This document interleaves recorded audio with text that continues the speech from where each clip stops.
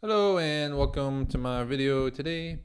Today I'm going over how I upgraded the Coolify instance on my remote server to the Coolify version 4.0.0 beta 434.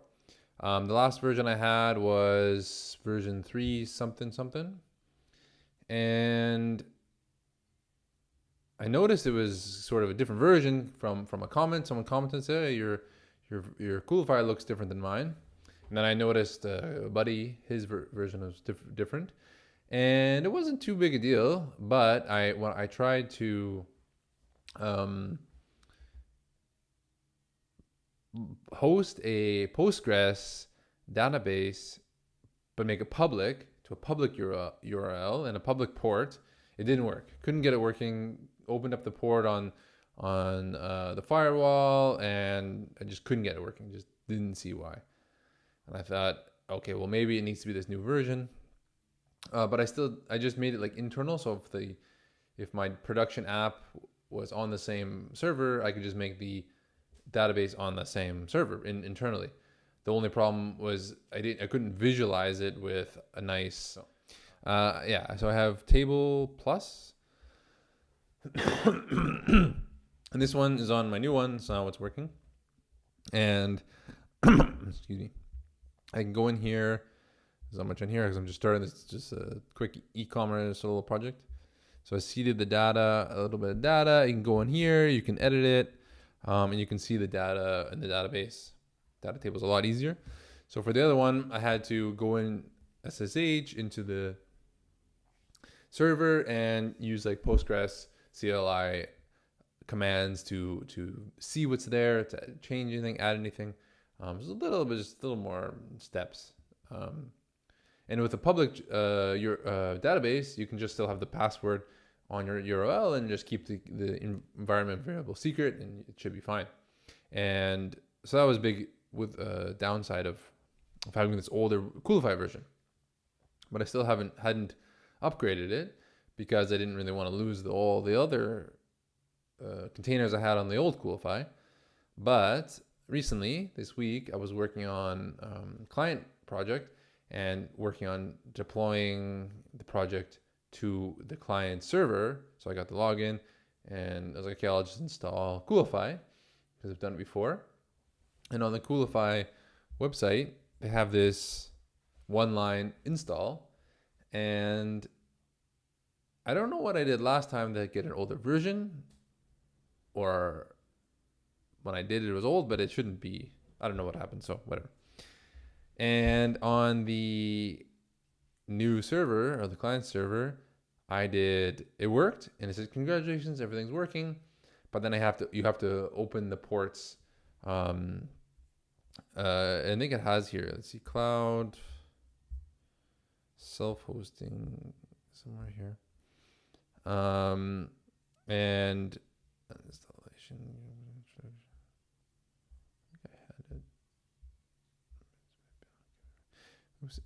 But you have to open up port 6001, 6002, and a few of them anyways. So 22 for the SSH, 80, 6001, 6002, 8000 because it's on port 8000, like my server ID colon 8000, 443, and then this one's for the database. And I've tried using like UFW in the command line on the SSH to have a firewall, but I found out it's better just to do the firewall rules through the server provider's UI like this. So I got that going. And for the client side, for the client project. So I said, I should just do mine, because right now on my Coolify, I wasn't running anything that important, wasn't running any client sites, just my own personal website and a couple other ones that weren't really in production. So I started on the path to reinstall or upgrade, but you have to kind of uninstall and kill the other one and do the new one. And yeah, so I was going through using ChatGPT here because it had quite a few steps. And so here's my it was history, I guess, in the SSH. And basically you have to stop the old containers for Coolify. There's the Coolify. There's a few here. It says here. So we have Coolify, Coolify Redis, Coolify Realtime, Coolify DB, and Proxy. And I thought I could just like, install it, and it would just kind of automatically close the other one and start the new one. But no.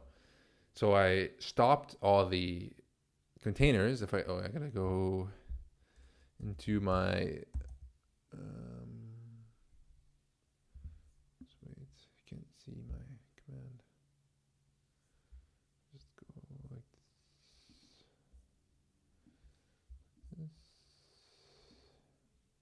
Okay. So I go into my SSH server, and then I go docker ps, and I can see all the ones. And if I go, I guess if I go docker ps,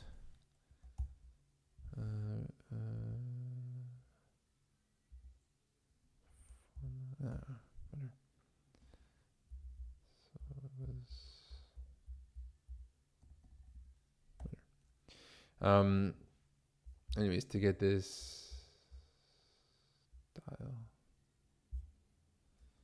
let's just see.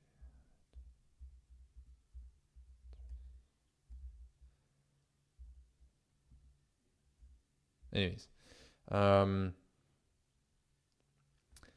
tried stopping them, but then there was still some running. So you had to remove them, all the old ones, but also it had like the same name of Coolify DB for the database. So I had to like really clear it. And ChatGPT was saying, okay, you can save the old one. And if I go here, you can see ls. These are like the old backed up Coolify DB, Coolify version 3. I don't really need it, but I kind of just following the suggestions from, or like the suggestions from ChatGPT. So I do need it still there, I guess. Maybe I do need it, but it's okay. And then also like the install line wasn't installation. When it's successful, it kind of says going, and it says, okay, this will take a while. Here's a joke. And then finally it says, congratulations. It should be on port 8000. Make sure the port's public, etc. But it didn't. It was just like, it still take a while. Here's a joke, and then just exit out. So then I was able to like poll.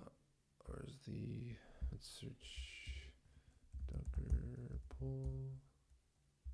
Yeah. So I was able to poll the stuff individually, and that sort of worked a bit.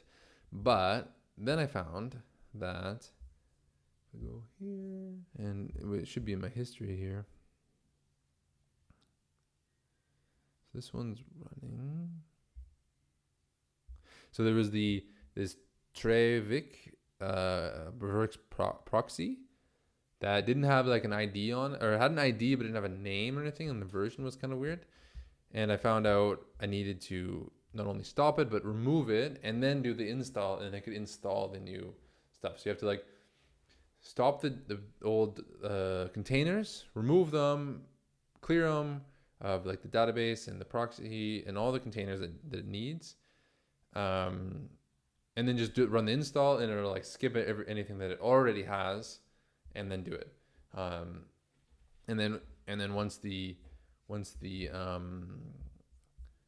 see if it's still in here somewhere. That would be after this, I guess.